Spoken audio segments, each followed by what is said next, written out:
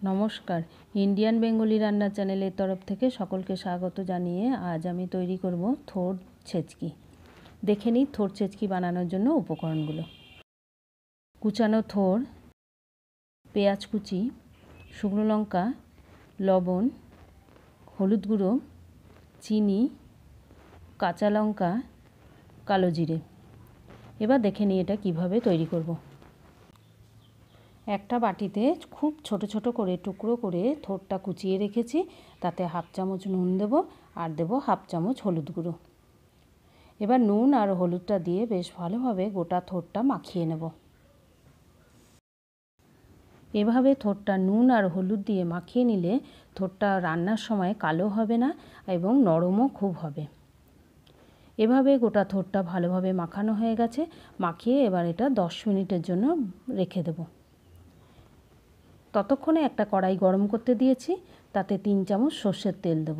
সর্ষের তেলটা খুব ভালোভাবে গরম হয়ে গেলে দুটো শুকনো লঙ্কা ছিঁড়ে এর মধ্যে দিয়ে দেব।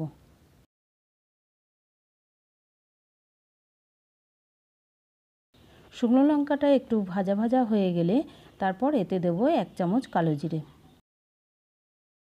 আর দেব হাফ চামচ নুন, আর দেব কয়েকটা চেরা গোটা কাঁচা লঙ্কা। এবার এই উপকরণগুলো বেশ ভালোভাবে নাড়াচাড়া করে নেব। নাড়াচাড়া হয়ে গেলে এর মধ্যে দুটো পেঁয়াজ কুচিয়ে রেখেছি, সেই পেঁয়াজ দুটো দিয়ে দেব। এবার ফোড়নের সাথে পেঁয়াজ কুচিটা বেশ ভালোভাবে ভেজে নেব যতক্ষণ না পেঁয়াজটা বাদামি রঙের হচ্ছে। পেঁয়াজটা ভাজার জন্য, তাড়াতাড়ি ভাজার জন্য এর মধ্যে দেব 1 চামচ চিনি, আর দেব হাফ চামচ হলুদ গুঁড়ো। এবার হলুদ গুঁড়োর সঙ্গে চিনি দিয়ে পেঁয়াজটা বেশ ভাজা ভাজা করে ভেজে নেব। চিনিটা দেওয়াতে পেঁয়াজটা মিষ্টি মিষ্টিও হবে এবং খুব তাড়াতাড়ি ভাজাও হয়ে যাবে। এবার পেঁয়াজটা মনে হচ্ছে খুব ভালোভাবে ভাজা হয়ে গেছে, খুব সুন্দর একটা গন্ধ বেরোচ্ছে। এবার আগে থেকে যে থোড়টা নুন হলুদে মাখিয়ে রেখেছিলাম সেটা এর মধ্যে দিয়ে দেব।